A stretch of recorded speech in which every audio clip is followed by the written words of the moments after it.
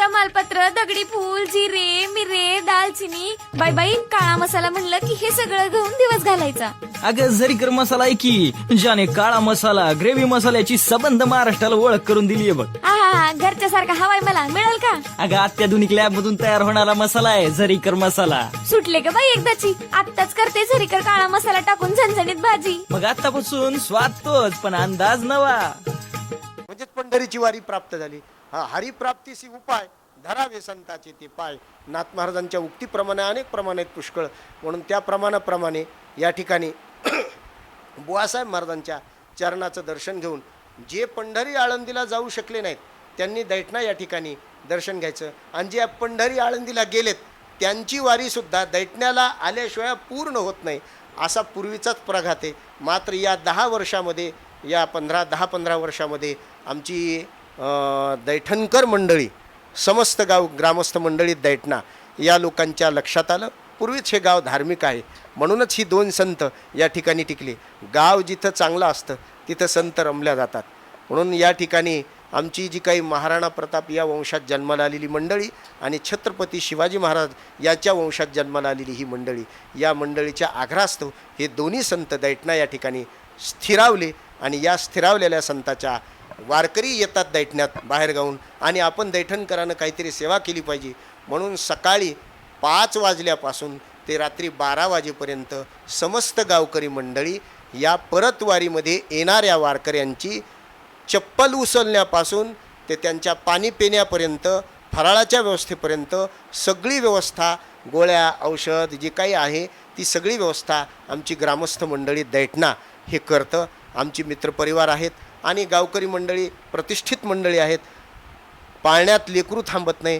गावातल्या लोकांची सुद्धा फराळाची व्यवस्था आणि बाहेरगावच्या लोकांची सुद्धा फराळाची व्यवस्था आम्ही ठाकूरबुवा परिवारातली कोणतीही माणसं हे काहीही करत नाही. हा सगळा जो काही व्यवस्था आहे हे समस्त ग्रामस्थ मंडळी दैठणा करते. आणि लोकांची सुद्धा, बाहेरून येणाऱ्या लोकांची सुद्धा ठाकूरबुवांच्या लोकांनी काही व्यवस्था आमची करावी असा त्यांचासुद्धा आग्रह नाही, आणि गावातल्या लोकांचा सुद्धा ठाकूरबुवांवर कुठलाही आग्रह नाही. असं गावातली मंडळी, ही सगळी मंडळी सेवा करते.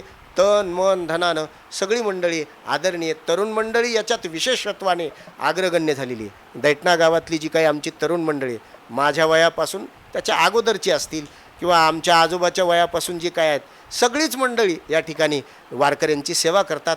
1 दिवसाची पंढरी म्हणजे धाकलं पंढरपूर ज्याला म्हणतो आपण, ते धाकलं पंढरपूर, मिनी पंढरपूर ज्याला म्हणतो आपण, ते आपल्याला उद्याच्याला 9 तारखेला पाहायला मिळेल.